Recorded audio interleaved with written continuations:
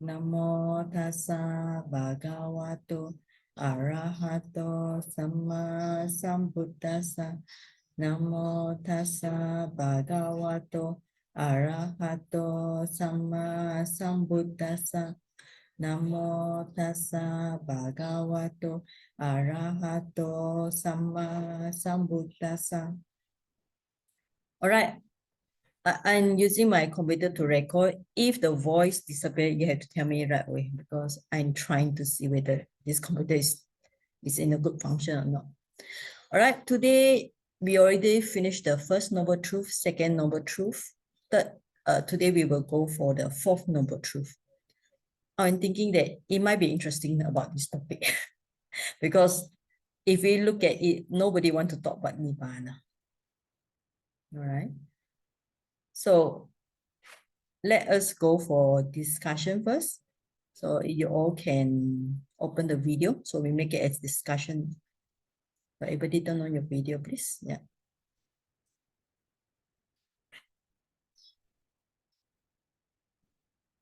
I'm going to see.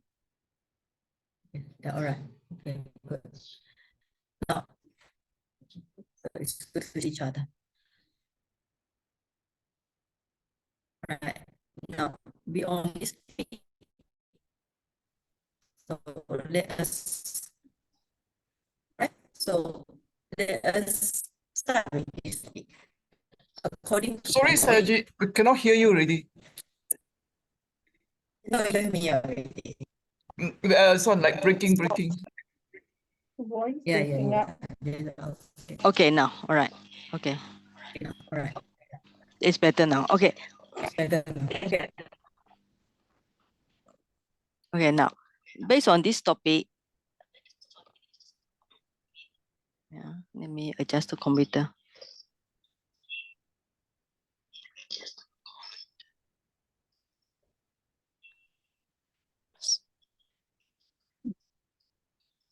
Okay, all right. So go back to my tablet.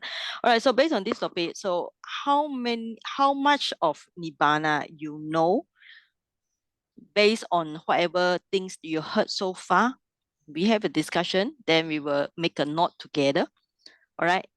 So what is Nibbāna and what Nibbāna is not?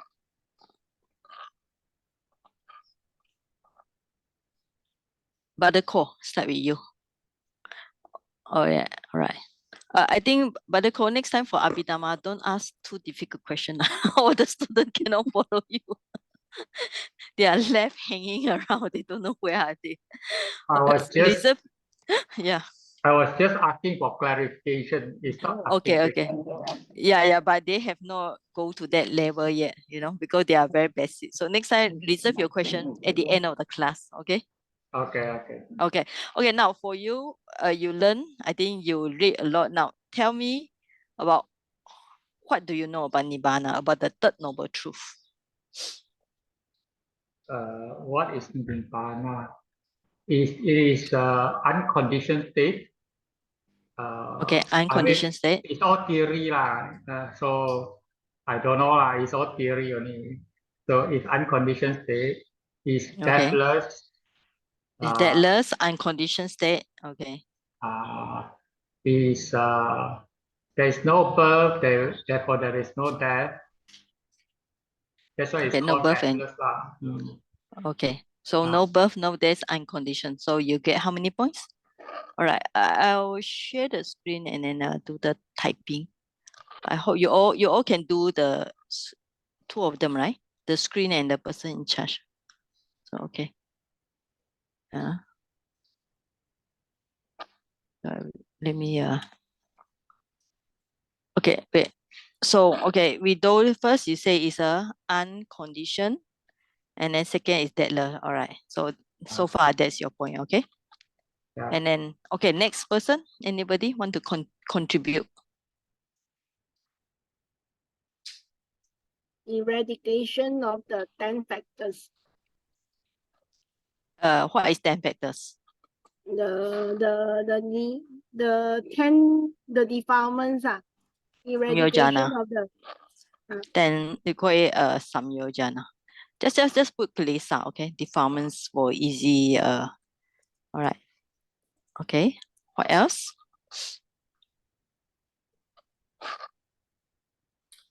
Free from craving. Free from Okay. craving. Free from craving. Okay. Next one. Extinction of fire. Extinction of fire. What fire?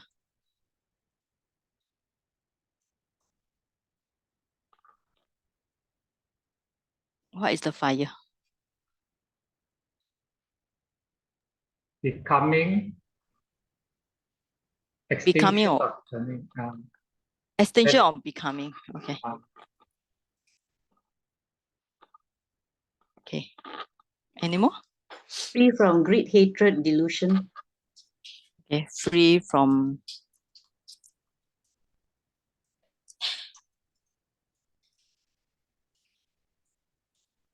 okay. Some more?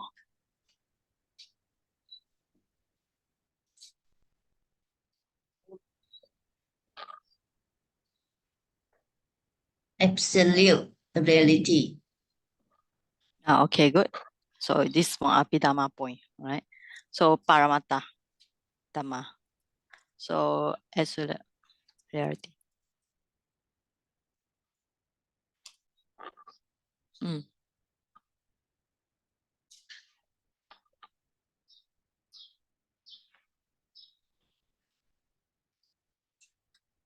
Okay.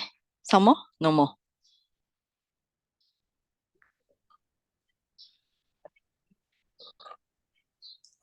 Okay. So basically we can divide it to existence of something and non-existence. So when we say non-existent, it will be like just now we are talking about non-existence of a condition, non-existent of the dead, aging, sickness. Okay, non-existent of defilements like craving, greed, hatred, delusion. Okay, non-extinction of fire, becoming, right? So basically we can put it like, if you want to explain Nibbāna, you can think about something that it not exist, non-existent or condition sankhara, all right? Because Nibbāna, we call it what? Asankhara, right? So this is talking about sankhara.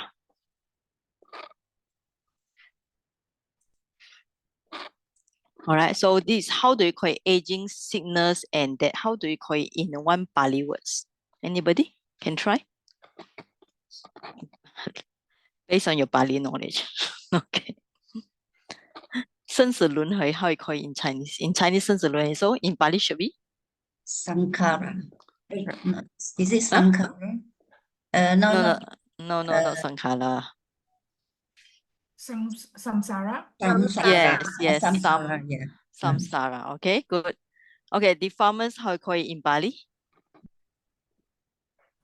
Kilesa. Or another one, samyojana. Samyojana, okay. And then how about fire and becoming? Soka is under samsara. Bhava. Bhava. Bhava, yeah, bhava. Then why is fire here? What is fire in Bali? Fire here. Tejo. Passion. Agi. Yeah, agi is fire. All right. Now, we are talking about non, you know already. Now, what is in Nibbāna? That's a question people, you notice that we permanent or what? Permanence of don't know. It's really Permanent permanent. also no.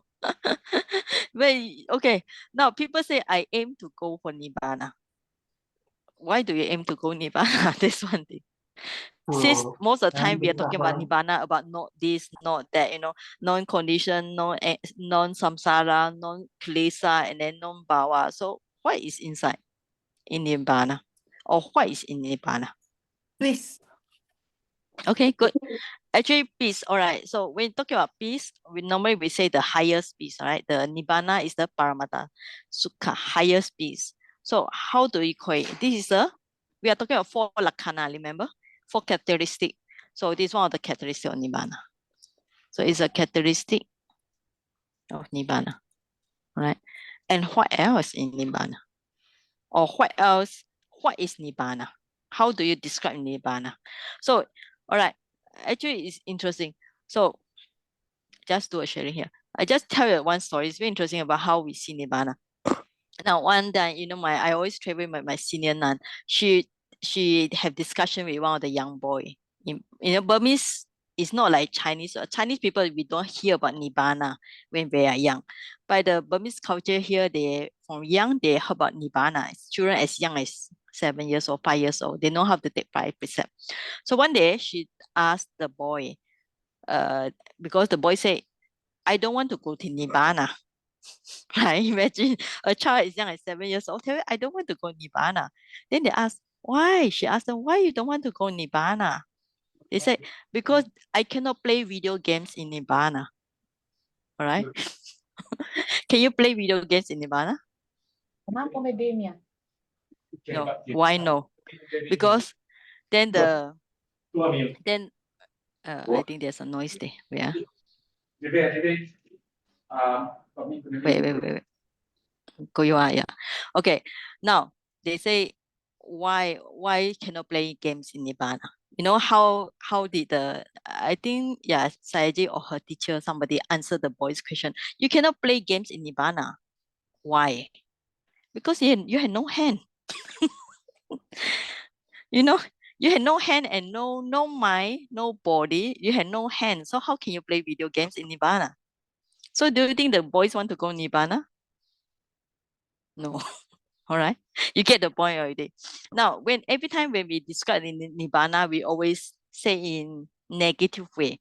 Even like the Buddha would say in negative way, like no aging, no sickness, no defilement, no this, no that. We like just now, no condition, no samsara, no kilesa. Okay, now if you're going to tell people there's nothing in Nibbāna, right? Then people ask you, why you want to go Nibbāna? All right, you all see the question? If you're going to describe people, nothing is in Nibbāna. There's no mind, body, no 5 aggregates, there's no hand to play video games. All right. So there's one I heard a story from a monk. It's very funny. Also in Myanmar, there's somewhere there because in Myanmar they always heard about the term Nibbāna. So one time, one devotee said, "I don't want to go Nibbāna," and then the monk said, "Why?" He said, "Because I cannot smoke in Nibbāna." Then the monk said, "Of course, Nibbāna is a non-smoking area. You cannot go to Nibbāna." All right. So also, you cannot even smoke in Nibbāna. You cannot play video games in Nibbāna. So today's topic is on third noble truth.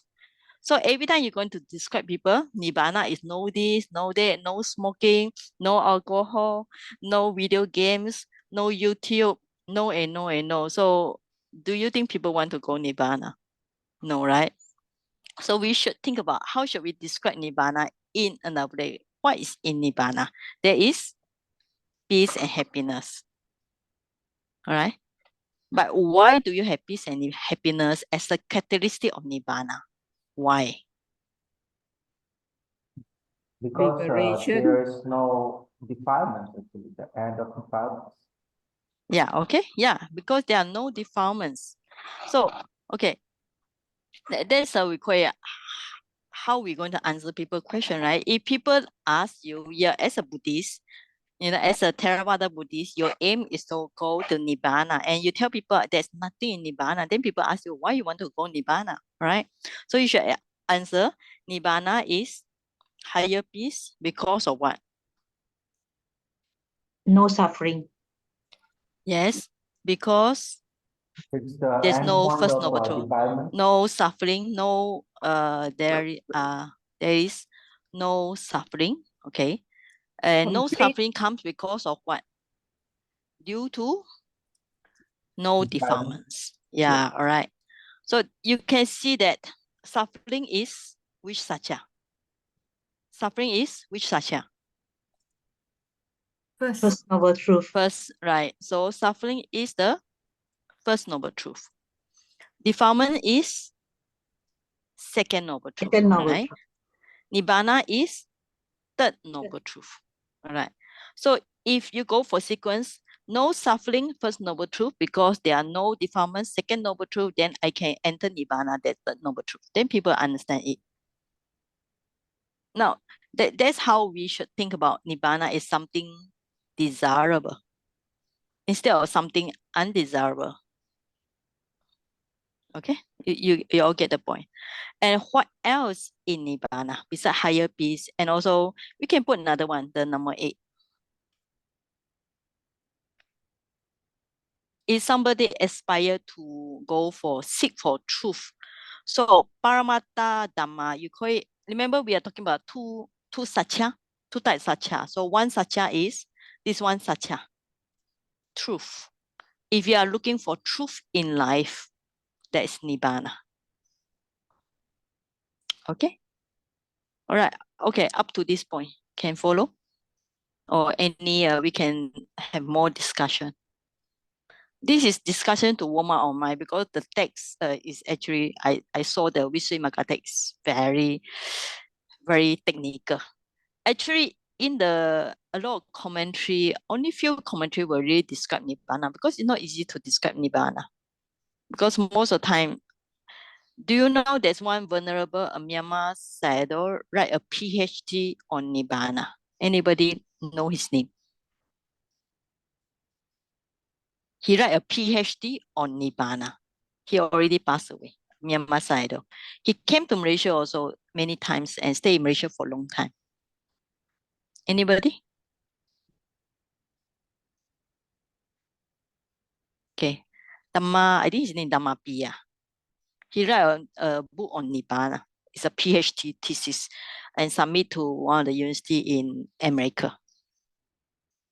Okay, so any question, we go for the books. So we already warm up. Yes. Jay, can we consider complete freedom liberation? All right. Okay. That's also a good point. Okay, so you have 1 point, 2 point, and the third point will be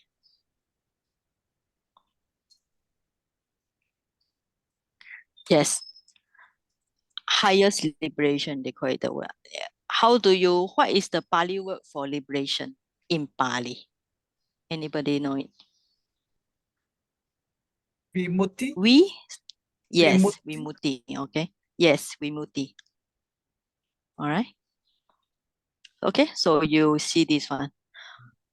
So instead of focusing on this, yes. Actually, for the non-existence, just now you mentioned, there's no mind and matter, right? Non-existence. Oh yeah, okay, good. Yes, okay, good point. Yes, mind and matter. No 5 aggregates. Okay, no 6 sense spaces.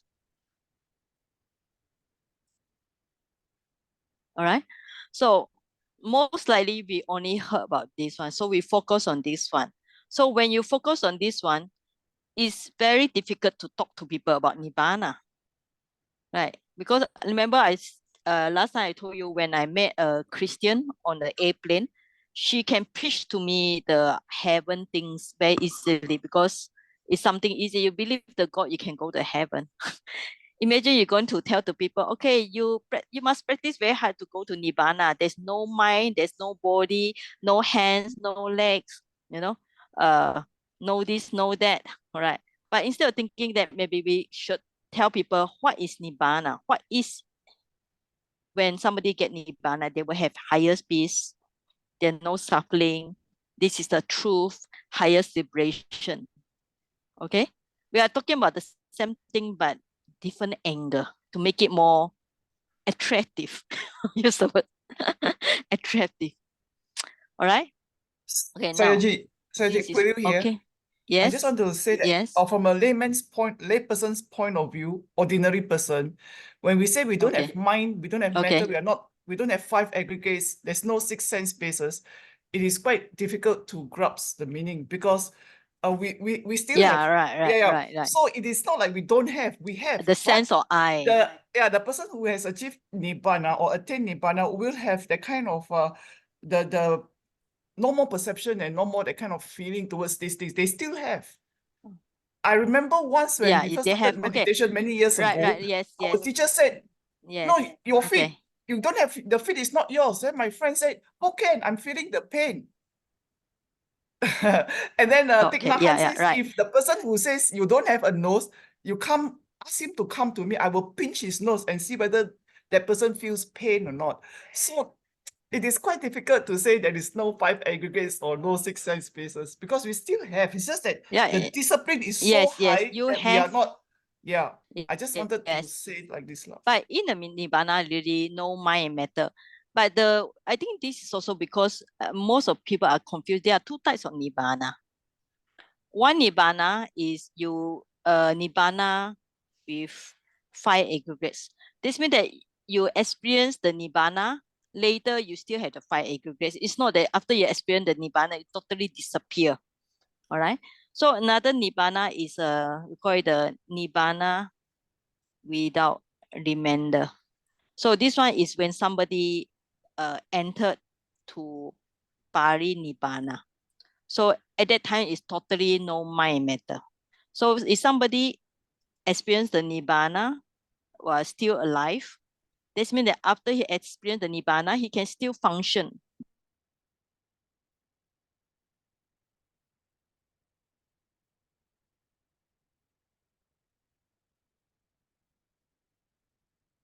Reggie cannot hear you. Yes. The Nibbāna with 5 aggregates means before death already, before left the body, leaving the body. Yeah. Hello? Yeah. Patrick cannot hear you very well. The sound is not very clear. No sound. No sound, frozen. Yeah. I think the network is not good in Myanmar. Can you hear me now? All right. Okay. Now you get the point, right? So don't be scared of Nibbāna, because there are 2 types of Nibbāna. The one that Arahant entered is this one. After they pass away, they will be forever, don't have the 5 aggregates. So while they're still alive, they can experience Nibbāna and the 5 aggregates still demanding. So there's a Pali word called Sa Upadisesa Nibbāna. Sa Upadisesa, this one. Sa Upadisesa Nibbāna.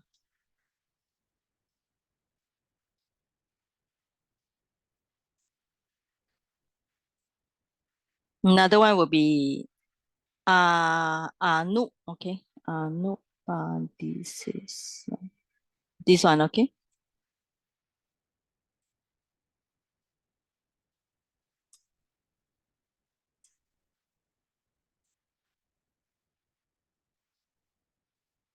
I think some of you heard about this. So basically, there are 2 types of Nibbāna. And it leads to confusion that when somebody attends the Nibbāna, he totally disappeared. No, he still have, if he attends Sotapanna, he still have first life up to 7 life. Okay. If no question, I will go for the other one.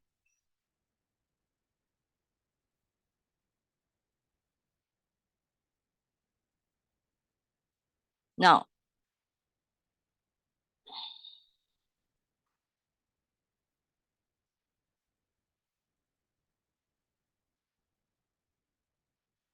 this one we mentioned last week, when the Buddha was talking about the cessation origin, the Buddha behaved like lions. He very brave.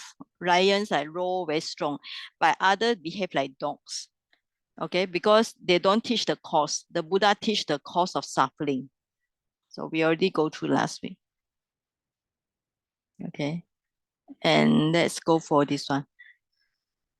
All right, so this is the important one. The peace as characteristic function of Nibbāna is not to die, manifest as signless and diversification.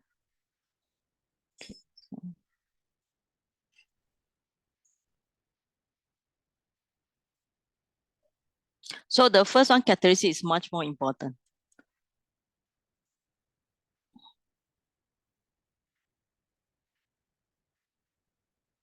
To comfort should be, say, comfort from the suffering or samsara. Okay. Okay, this one. This is actually an interesting question. People do discuss about it.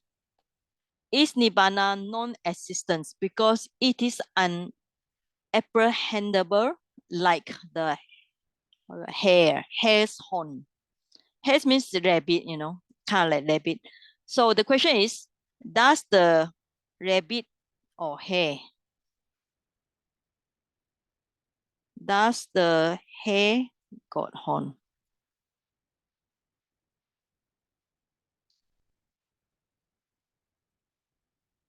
So we cannot discuss this question because this animal never got horn. Another question people ask, is the children is a child of a barren woman tall or short? So this kind of question is also like you're going to discuss about Nibbāna, because you cannot discuss it because a barren woman cannot give birth to child, so it cannot be tall or short. Like this animal, it does not have horn at all. So that's why the question is Nibbāna is non-existent? Because some people, they cannot see Nibbāna because they are worldlings, putujana. So they don't believe the Nibbāna really exists. As long as somebody has not attained Nibbāna, they will never believe that the Nibbāna exists at all. So this is the first question. Is unapprehendable. Okay, somebody read this one. Okay, this is interesting. Okay, let's see. Shinlin, you can read this one. Okay. Answer, that is not so because it is apprehendable by the right means. For it is apprehendable by some, namely the noble ones, by the right means, in other words, by the way that is appropriate to it, the way of virtue, concentration, and understanding. It is like the supramundane consciousness of others, which is apprehendable only by certain of the noble ones, by means of knowledge of penetration of others' minds. Therefore, it should not be said that it is non-existent because unapprehendable. For it should not be said that what the foolish ordinary man does not apprehend is unapprehendable. Can you sum up in simple English? This is actually translated from Pali. That's why when they put the bracket, like my translation, all these are add-on words. Just translate, sum up in a easy English. What do you think it can be? Nibbāna is understood by the noble ones. Okay, that's all.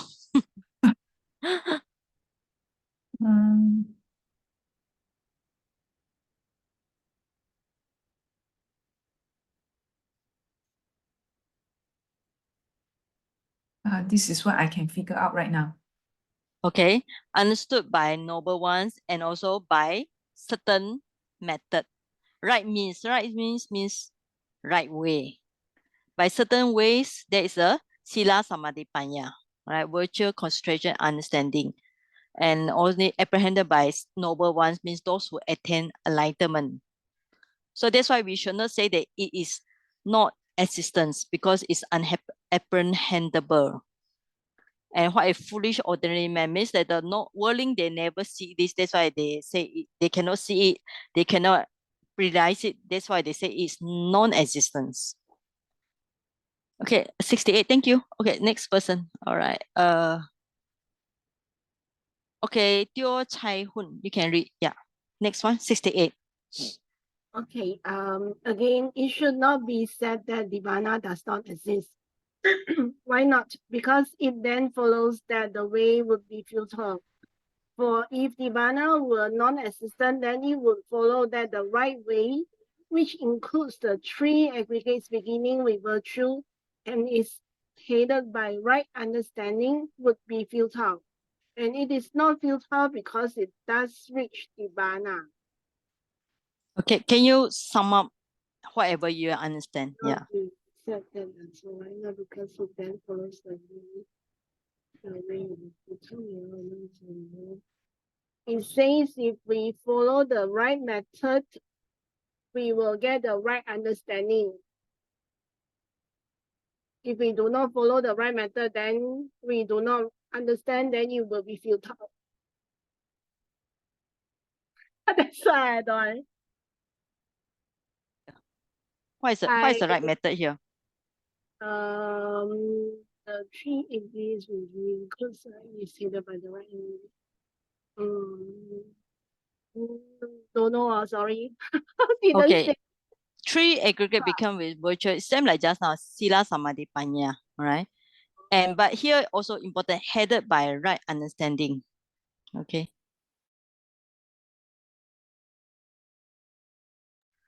All right. Okay. So okay, so we can make our note. All right. So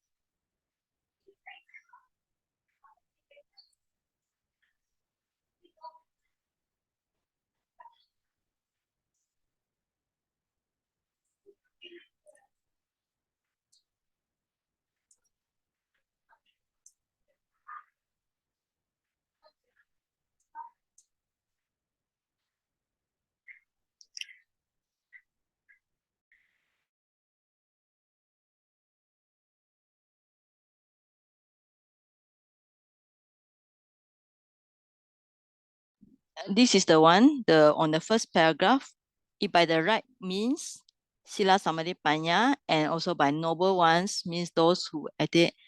And the second one is say that follow it with futa, right?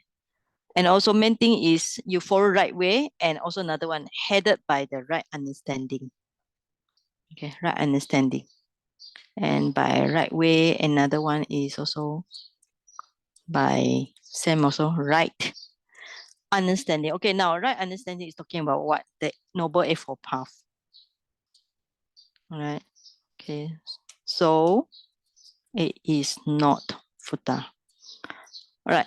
So that's how we learn, you know, when you read difficult paragraph like this, you just have to try to understand because you must know that Visuddhimagga is actually an ancient commentary book, which is about, I think, 5th or 6th century, right? So the Visuddhimagga is about, I think, 5th or 6th century, something like that. And it relies on commentaries that's even older than it, all right? It say that commentaries is about maybe around 1st century, like this. And the commentary come from the Mahinda, the Arahan Mahinda, right? So this means that this Visuddhimagga is actually 2,000 years old.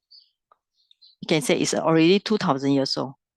So it's about, let's say, 2,000 years knowledge from last time. So that's why it gives lots of information you don't see in other texts. And this is why it's actually a very famous book in the Theravada text. Okay. All right, so you got this one, that's it. Okay, now we have the question number 2 and question number 3. Okay, so we already know Nibbāna. You can, you can understand it because by right means means right method, by right understanding, by noble person, enlightened one. So it's not futile. And it's very important we get this knowledge because Visuddhimagga is a very ancient text. is an ancient commentary, which rely on other ancient commentary. So it's about 2,000 years ago, this context translated into Pali. The Pali actually very difficult to read. Yeah, to me, even I read, I would think I really need to take lots of effort. Okay, so we will continue to read some more. So,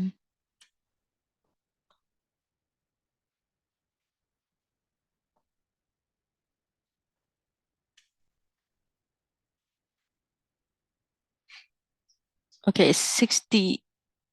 Right. Question number 2.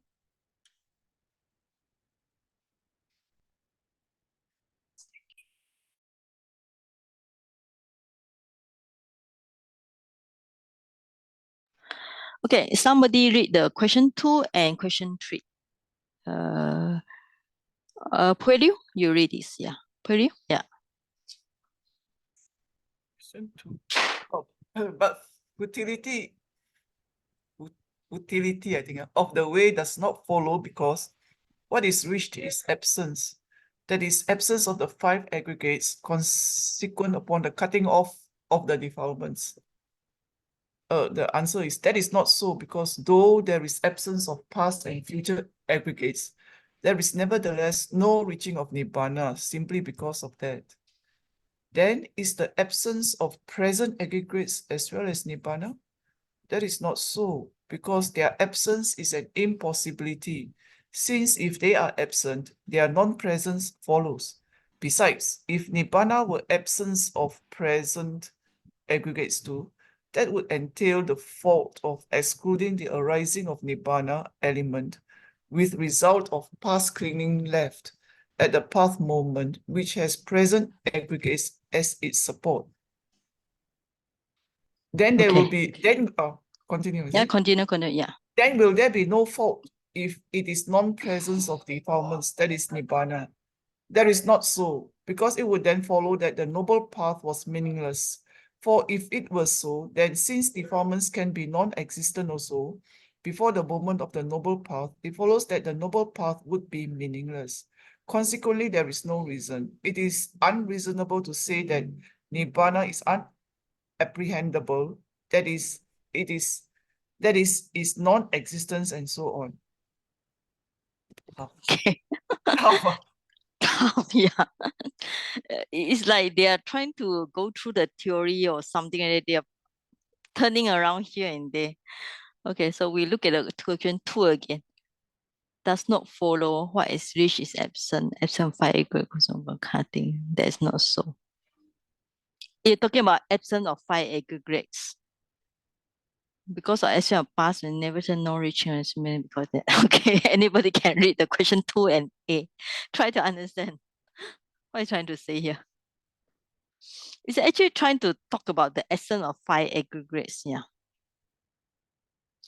The absence of 5 aggregates is impossible. Because they are absent, their non-present follows.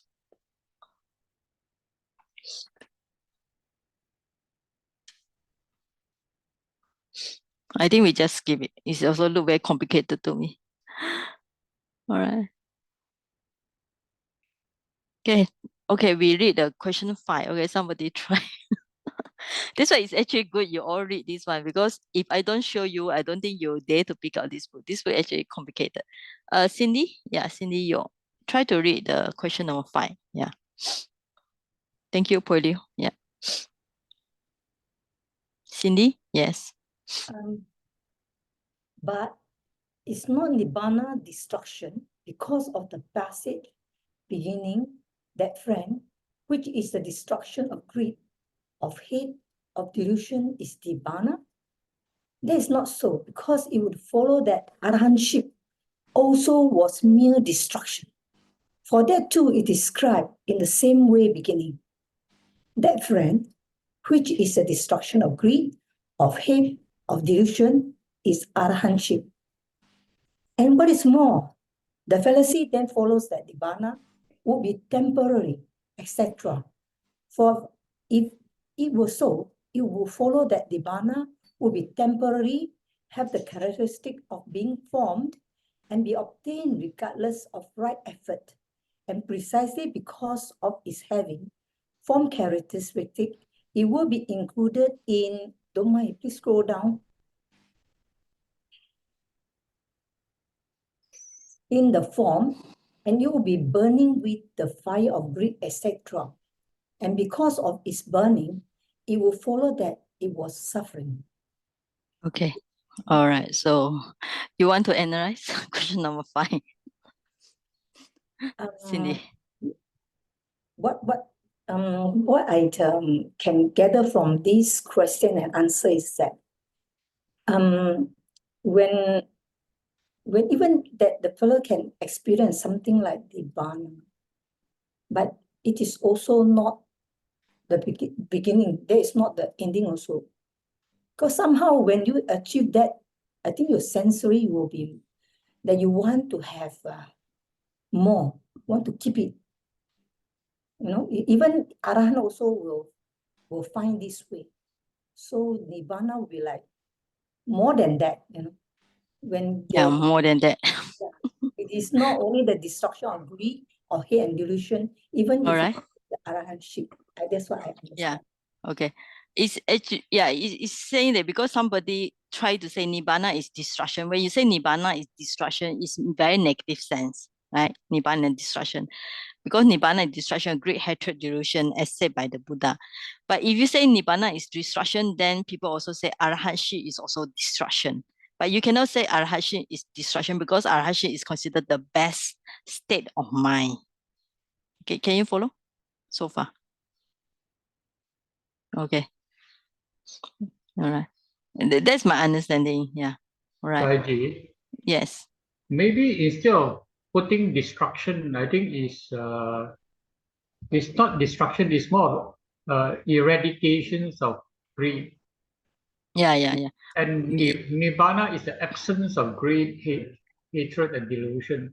Yeah, because they are quoting from the Pali. The Pali is actually use the word kaya. Kaya means destruction. Okay. Yeah, the exact Pali is destruction. Okay, so here is just a question. There's we call it, why all these questions come? Because all these are questions from non-believer, right? People don't believe in Nibbāna. So when they don't believe in Nibbāna, they will say Nibbāna is a state of destruction. Okay, because the Buddha said Nibbāna is destroy this and destroy that. But if you say Nibbāna is destruction, then you say that arhatship is also destruction. Then you cannot say like that because arhatship is not considered destruction in Theravada Buddhism. Arhatship is considered the state of most noble. Okay, because Arahant is the state of or the most purity, okay, pure mind, because Arahant has no greed and hatred delusion. Like Brother Ko say, like absence of state of absence of defilements. Okay. So these questions, all these questions come from those who sometimes you call it heretic, those who don't believe in Buddhism. So they will give all sorts of reason not to believe the Nibbāna. Like just now, is they believe that Nibbāna never exists, right? They don't believe the existence of Nibbāna. Like the hair horn. Because hair, I hope I pronounce it right. This animal never got horn.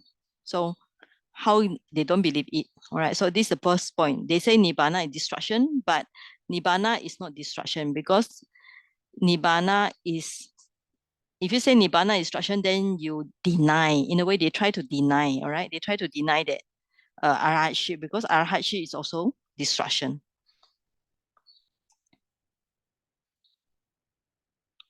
But arhatship is the most stable. Okay. That's the first point here. Okay. Now, there also another one. Another claim is Nibbāna will be temporary.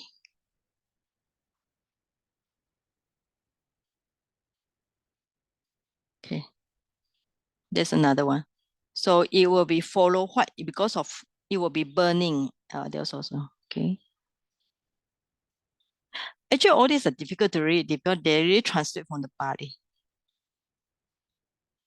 Okay, so we just, maybe this one is not clear, so try it.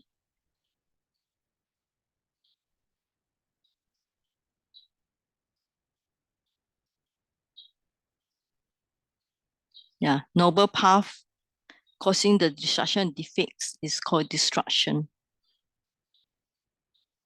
Okay, now this is important. Now, the question is why we need, you always say Nibbāna is not this, not that. Why we don't say exactly what is Nibbāna? This is question number 7. Okay, but I'll call you read this one. Question number 7. Question 7. Why is it not stated in its own form? Answer. Because of its extreme subtlety.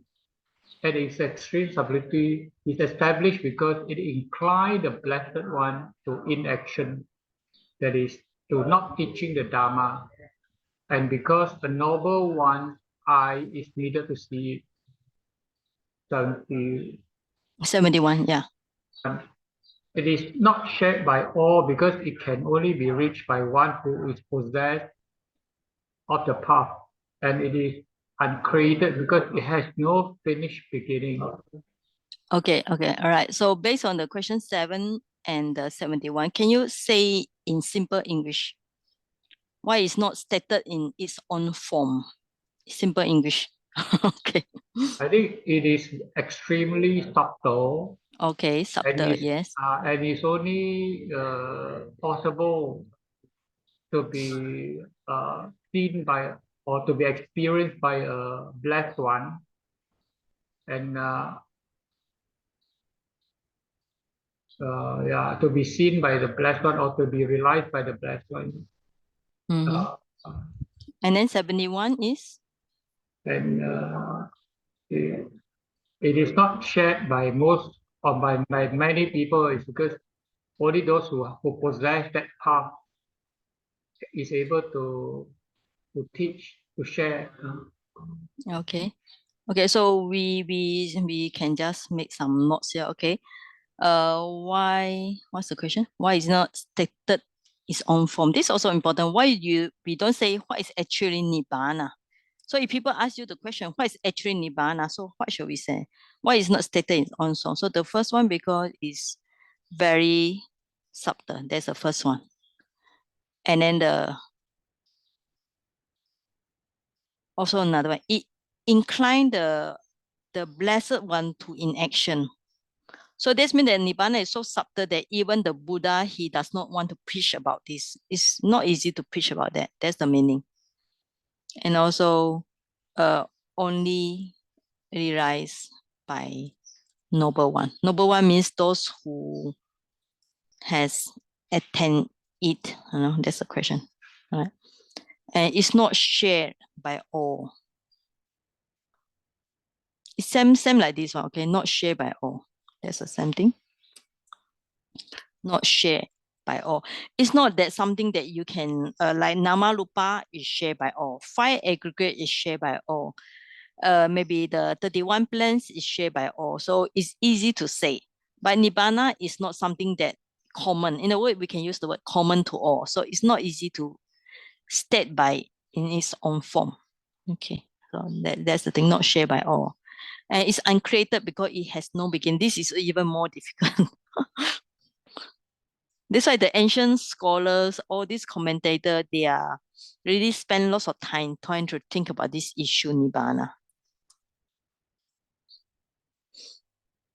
It's not created because it has no first beginning. Anybody know what is first beginning? Even samsara also no first beginning, ma. Okay, yeah, same. Samsara, karma, Nibbāna, all this. The Buddha say, what's there's a Pali word is achintiya, something you cannot think about it because it's very difficult to say. Samsara, no beginning. And also Nibbāna, also no beginning. Karma also difficult to say. Karma maybe has beginning, but karma is very complicated. So all this issue, the Pali we use achintiya is unthinkable. Don't think about it because the more you think about it, you will get more confused. right? But at least we get some answer why we don't say Nibbāna as it is. Right? Very subtle. That's why very profound and very profound. And even it's so subtle that the Buddha also don't want to preach about that. In action means when Buddha realized it, you know the story, he didn't want to preach until the Brahma come and request him to preach. Okay. And what else?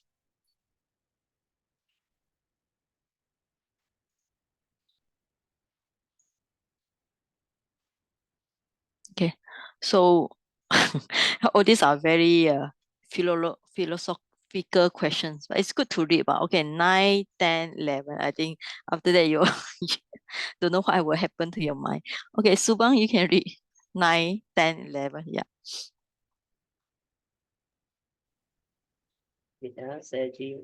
Question 9.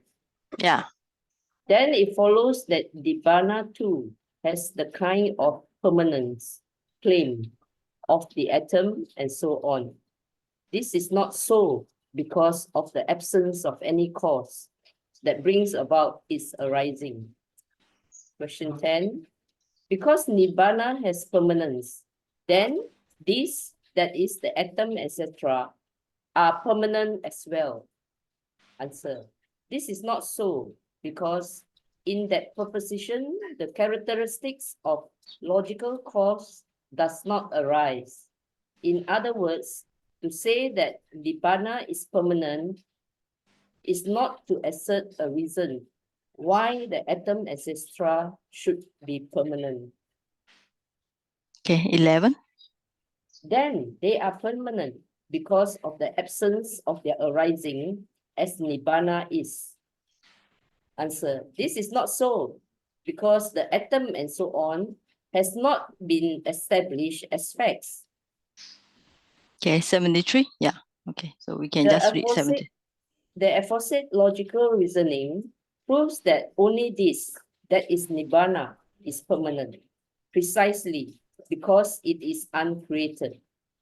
And it is immaterial because it transcends the individual essence of matter. Okay, thank you. So I think the question is difficult to follow. Only the number 7, this 73 seems to be more easy to follow. So just copy it.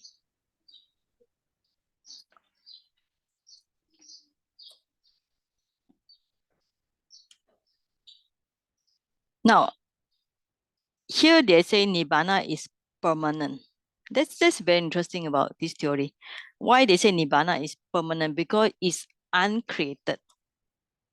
And it's immaterial because it transcends the individual essence of matter. Right? So you read about this. Anybody can understand this sentence? Nibbāna is permanent because it's uncreated. Okay.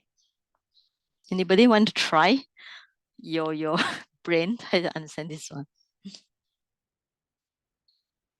It is Well permanent said. because it is not changing anymore. If we having the 5 aggregates or number of is keep changing, rising and passing away, keep changing. But Nibbāna is a state where no rising and no passing away. So it is a state of permanence. Okay, quite right. Okay, yes, another answer. Next person, try. Sayaji, Yeah. I suppose that if it's uncreated, you do not need to create it. It's there. So that's why there has a sense of being permanent. And because Nibbāna doesn't have this essence of matter, so it seems that it is like immaterial because it can transcend. Yeah. The mind. It transcends because it transcends the matter, so immaterial. Yeah. So you say it's permanent because it is. Just now, what's your answer? You say it's a permanent because it is. It doesn't need to be created because it doesn't need to be created. Yeah. Okay. Because if it's created, it's conditional. So it's uncreated. Yeah, right. Yeah, it cannot be created. So if it created, it's actually very simple. It's something create. It's something create. But actually, I think it's trying to talk about the term sankhara. So sankhara means condition. So if something arise, then something will disappear. Something create and something will disintegrate.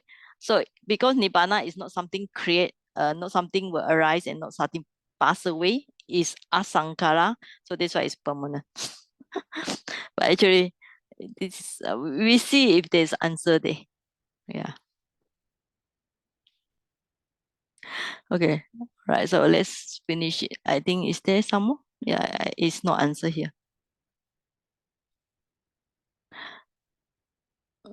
Right.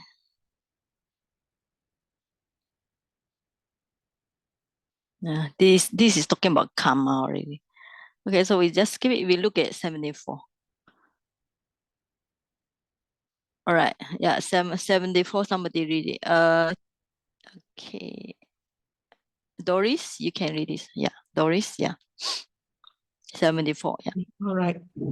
Because it can be arrived at by the distinction of knowledge that succeeds through untiring perseverance, and because it is the world of the omniscient one, Nibbāna is non-existent as regards individual essence in the ultimate sense.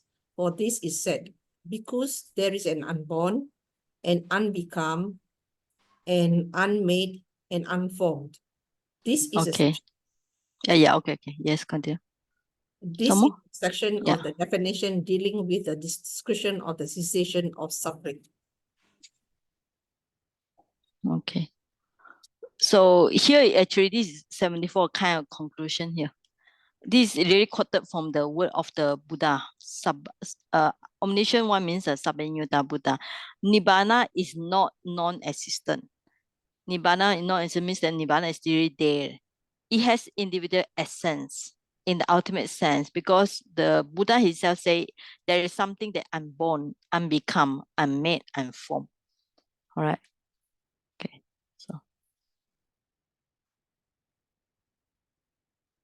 So after we how long? Okay, 1 hour already. Okay. Okay, so let's see. All right, then we go for the fourth noble truth next week.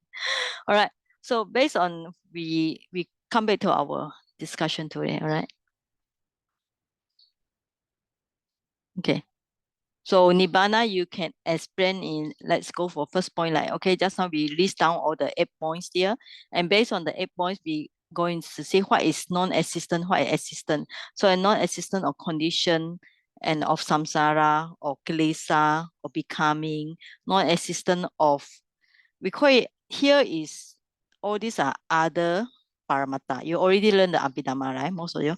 Other Paramatta Dhamma, because Nibbāna is also Paramatta Dhamma. So these other Paramatta Dhamma, Nama Rupa, and so on. So it's an existence, there is higher peace, which is characteristic of Nibbāna, the third noble truth, because there's no suffering due to no defilement, second noble truth, and it's one of the Paramatta Dhamma. So remember, we have how many Paramatta Dhamma, all right? So others, so this is another Paramatta Dhamma, Nibbāna, and it's also it's one of the truth. So we can just put as a 3, and yeah, it's the highest liberation, number 4. And there are 2 types of Nibbāna. You can experience Nibbāna while you're still alive. After experience the Nibbāna, you're still alive because you have the 5 aggregates. This is called Sa-upanidesa Nibbāna. So after somebody like Arahant, when they experience the Nibbāna, they pass away, they attain to Pari-Nibbāna like the Buddha and Sariputra. So it's called Anupadisesa Nibbāna. Without the remainder means without any aggregates. So that's why people don't worry. If you attend the Nibbāna, you're still alive. It's not that you're going to die immediately. The peace is characteristic. Function not to die. Function is the comfort from the samsara suffering. So then there will be questions about the Nibbāna exists or not, and how are we going to apprehend the Nibbāna with the right method, Sila Samadhi Panya, which is a Noble Eightfold Path, which we'll describe next week. By right understanding, also Noble Eightfold Path, fated by noble person. It's not futile. And all these are based on this book, Visuddhimagga, which is rely on the ancient commentary, right? So the ancient commentary is very ancient, as long as maybe before the 1st century or before that. So this book is actually 2,000 years old. Yeah, so it's very good to learn from ancient commentary. We gain lots of knowledge you cannot find in other books. And the other non-believer heretic, they always questions because they don't believe the existence of Nibbāna, like this rabbit or hare has no horn. So some even say Nibbāna is destruction. So we deny it because Arahant is not the destruction. Arahant is the state of most noble state of absent defilements.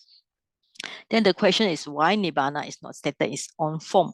Because the answer given by this book is very subtle, and the Buddha also don't want to preach it, incline the Buddha to inaction, and realized by those who attain it noble one, not shared by people. It is uncreated because it has no beginning. All right. So there are some other.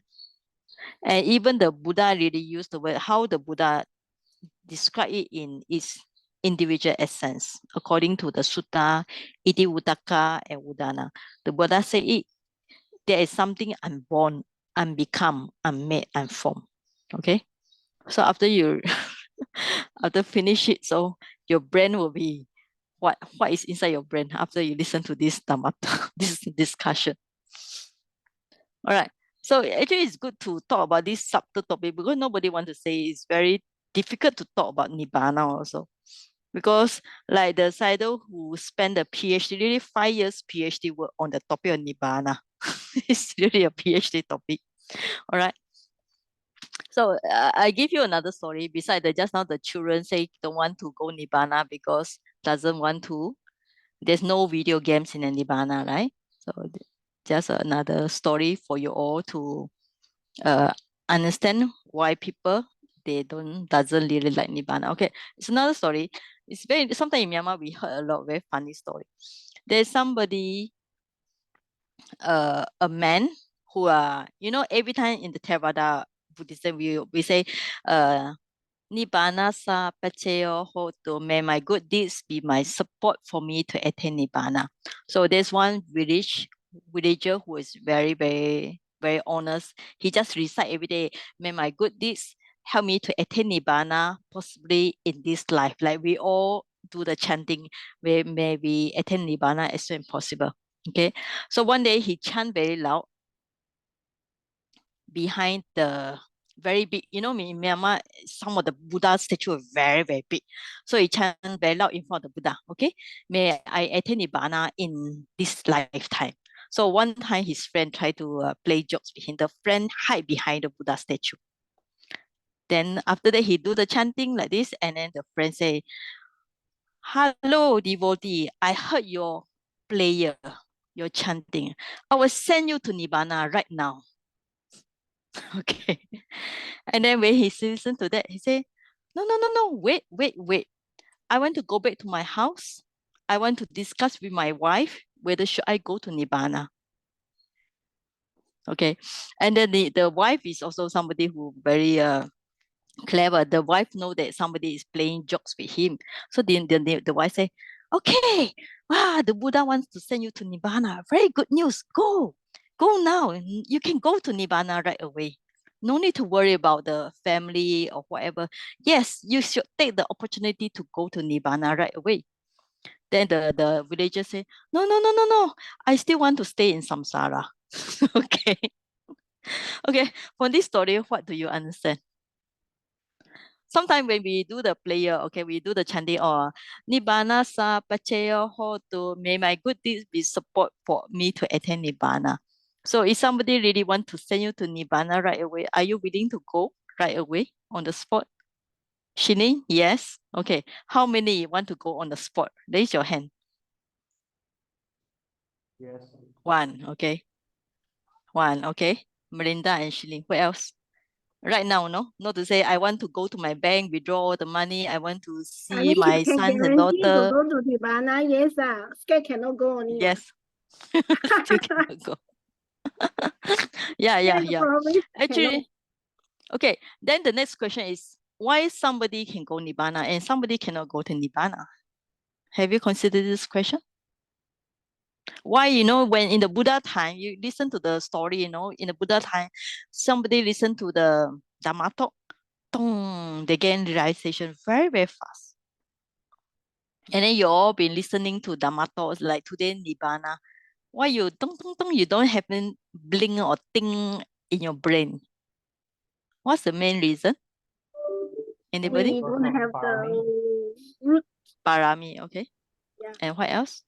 They have the Dhamma eye. Can we say Dhamma that? eye, normally we say the term Dhamma eye refer to the first enlightenment, first level. When somebody attend the first level, we say they have the Dhamma Chakku, first Dhamma eye, only when they attend the first level enlightenment. So before that, they will not get the Dhamma eye. Okay. Okay, beside Parami, what else? A lot of Right view. So you don't have right view now. You have right view now, right now. So what else? Our I mean, cravings are a lot. yeah, defilements are a lot. Thick defilements. So those people who, you heard the story, right? When the Buddha want to, at first when he think about the Nibbāna, he said it's very difficult, very subtle. So even he inclined to inaction because why? The defilements on the beings are so thick. So the Buddha feel that he will be tired himself if he try to preach Nibbāna. Then what's the name? Brahma Samahapati, the Brahma came down to earth and request the Buddha to preach. He said, there are many beings with dust, some with thick dust, some with small dust or little bit dust. Then if they listen to Dhamma, they will be enlightened. Like just the similar is like the lotus. Some of the lotus are born inside the flower, die inside the lotus, inside the lake, die in the lake. Some are going to emerge. Some emerge from the muddy lake with very pure, like different types of individual, their defilements and so on. So the defilement is one thing, parami is another thing, and what else?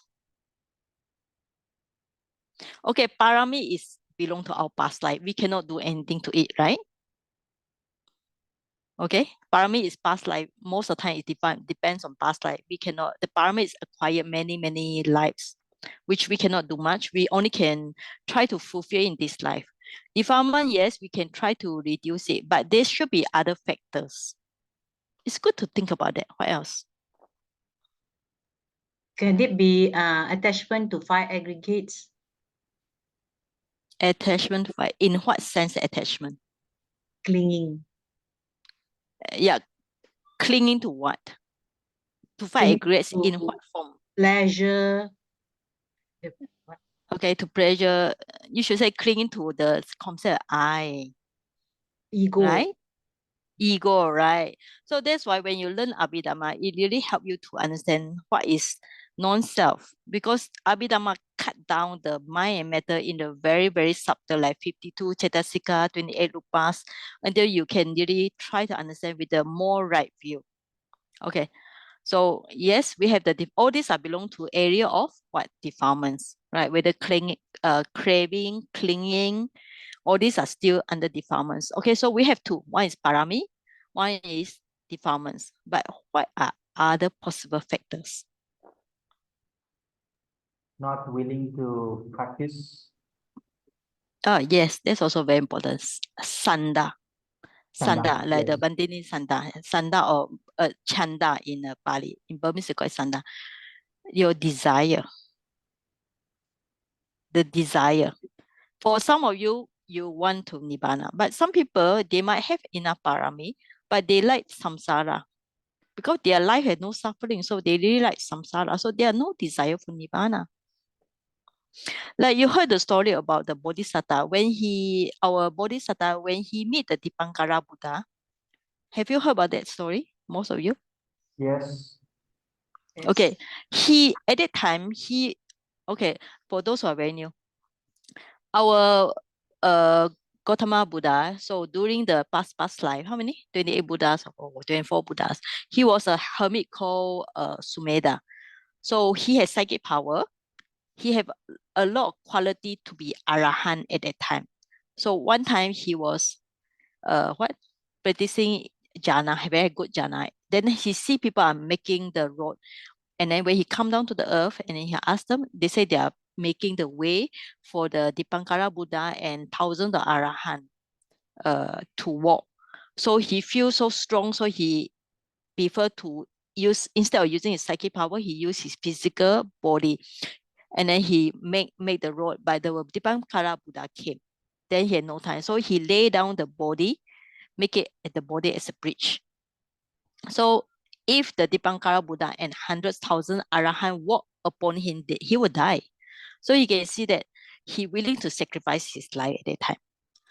So, but at that time when he see the Dipankara Buddha, so what happened to him, Brother Ko? You know the story, right? What happened to him when he see the Dipankara Buddha? He make a aspiration here. Yes, he made an aspiration want to be a Buddha, a Same, Bodhisattva. same as Yes. Buddha. Yeah, because when he saw the Dipankara Buddha, he was filled with so much admiration, right? So instead of being Arahant at the time, he can be Arahant because one of the conditions to be the Bodhisattva that he must have enough parami also.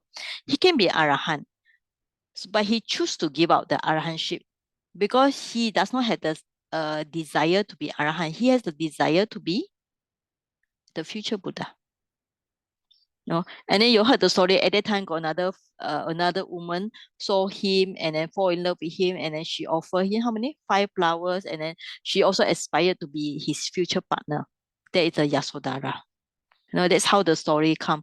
So it's very interesting about when we see all the history, but it shows that somebody, they can be Arahant if they got, even like our Buddha, he give up the chance to be Arahant at that time to be under the Dipankara Buddha as one of the disciple of the Buddha. So because he want to be future Buddha.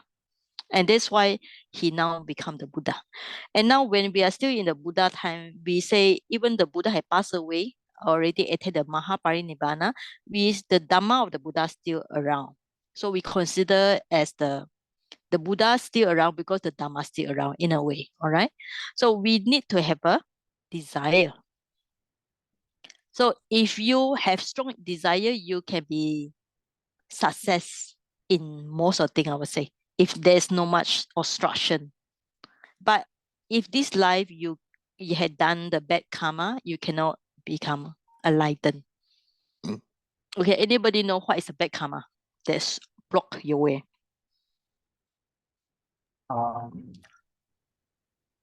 Stealing to The five parents, heinous crime. The stealing first one is to parents, mother Hurting and a father, Buddha, hurting a Buddha, hurting then a Buddha, killing the parents, killing the parents, father, skepticism, mother, killing Arahant, and then skepticism, injured the Buddha, Buddha, and the last one skepticism, is breaking the sangha. skepticism. breaking the sangha, schism. I think the word schism. Yeah. Schism. So 5. If somebody create this 5, cannot become enlightened at all. So father, killing mother, killing an Arahant, injured the Buddha, and breaking up the committee of sangha. I heard they say it must be the bhikkhu sangha only, and it must be done by bhikkhu only. That's what I heard. I think maybe so. Nothing to do with us. So out of these 5, you see, we father, mother maybe possible. Arahant maybe not so possible because not a lot of Arahant around for us. And then what, injure the Buddha also not possible because no Buddha now. And breaking out the sangha, I heard it should be done only by bhikkhu. So if you are not bhikkhu, you shouldn't be afraid. Only should not kill father and mother. So in what case somebody might kill the father, mother? There's also another, nowadays euthanasia is very famous, right? In Western world. Yeah, that's also very dangerous, no? Voluntary euthanasia, and some they give permission for father and mother to, and some in a way they help father and mother. So it's actually very dangerous. Because now I think in much more like all the Western country, they allow. I think like Netherlands. Do you know why is the reason they allow people to kill themselves? under the condition like they're having serious disease, long-term disease like cancer, and they have the wish don't want to live. You can read internet, it's very interesting, this kind of case. And they also got society help them to go to garden or whatever, fulfill their wish before, help them to before they do the what either normally I think they take medicine before they suicide, or in a way call it voluntary suicide. So that may be dangerous for us if we do it, you know. Because sometimes when our parents have long-term disease, the mind might be very not willing to help them anymore because it's very tiring taking care of sick people. Besides mentally tired, you have to also physically help them, right? Yeah. So it's actually very tiring for the body and mind. Sometimes the mind may be monkey mind, like might have the thought, okay, if father and mother pass away fast, quick, I might release from the suffering. All right. Anyway, all these are just some discussion for you all, for you to know that also possibility happen in our mind. Yes. Sorry, I want yes. to ask. Let's now the Taiwan, right? They got one not movement, maybe not sure how to say, but that means they say let the patient die on its own without giving food. Giving food, you fasting until you die lah. I mean, you fast until you die like that. Is it considered killing or not killing? It's more like torturing, I would say. If no, you don't give the somebody patient a food, is it's more very really torturing. like having serious Yeah. disease and then indicate doesn't want to like Actually, if the patient is having serious disease, gradually they will not want to eat anything at all because it's the nature of body to like slowly shut down and shut down and shut down. So basically, for those who are going to pass away, you notice that they don't really don't want to take any. If they die naturally, they don't want to take any more food because the body is not demanding for the food anymore. Right? That's a natural process of the body. Like the children here, they are running around, whatever they will eat. You know, Myanmar children, they will like, you know, your for us, we only eat like small bowl. They can take 3 bowl, 3 or 4. Because naturally for children, they are growing out, they want to eat more. But for those who are going to have serious disease, slowly the body will shut down by themselves. So you don't need to give them any, they don't want to eat at all. Yeah. So then in this case is considered as natural dying. Jara, you know, Jara. But if somebody is still healthy and if you don't want to give the food, then you have to check the mind. That's why mindfulness is very important for us because sometimes our mindfulness may be very cheeky. It encourages you to torture people indirectly, you know. So always have mindfulness so you know if what is exactly the state of mind. Is it with anger? Is it with hatred or aversion? Okay, anyway, all right. So thanks for joining in discussion. So we just do a brief sharing of marriage with the departed one and with the Devas. Yes, Brother Ko. You want to say something?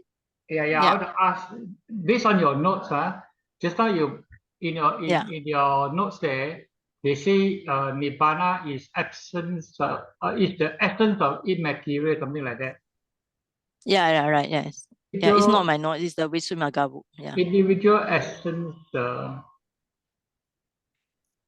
Yeah, this one. It was referring to the material individual essence in the ultimate sense. I think. Talking about this one. Yeah, this one. Yeah. It is it's immaterial because it has no matter. It has no matter, so it's immaterial. That's the sense. Okay.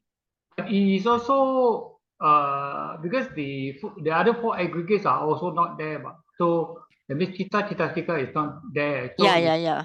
Yes, but this is only refer because when it refer to matter, that's why it's talking about immaterial. That's all. Okay. Oh, because created or uncreated. Yeah. All right. Yeah. That's a rupa. Okay. Thank you. All right. Thank you. Yes. Can I ask some questions? Just now when we mentioned, if we describe Nibbāna as non-existence of mind and matter, right? That is only applicable to the Nibbāna without remainder. Is that correct? No, at the moment of Nibbāna, there's no mind and matter. Oh, Because mind and matter is suffering. So that's why at the moment on Nibbāna, there's no mind and matter. But when they come out from Nibbāna, they still have the five aggregates. They still behave like human beings. That's the moment. That's the meaning of having the five aggregates. It's only when they attain Arahantship, they pass to Parinibbāna, at the Parinibbāna, there's totally no five aggregates because everything ceases already. okay. All right? So, So when that, somebody attain Nibbāna, after they come out from Nibbāna, they still have the five aggregates as human. It's only the mind has changed because they already attain Nibbāna, so the state of mind is more pure.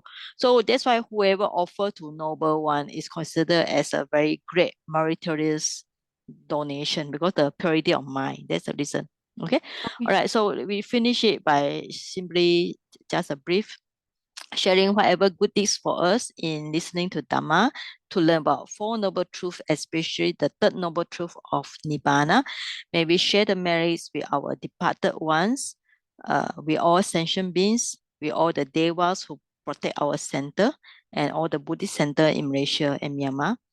So may these good merits help us to fulfill our parami, and may we attain Nibbāna in the shortest possible time. Okay, sadhu, sadhu, sadhu. Okay, that's enough. So I hope you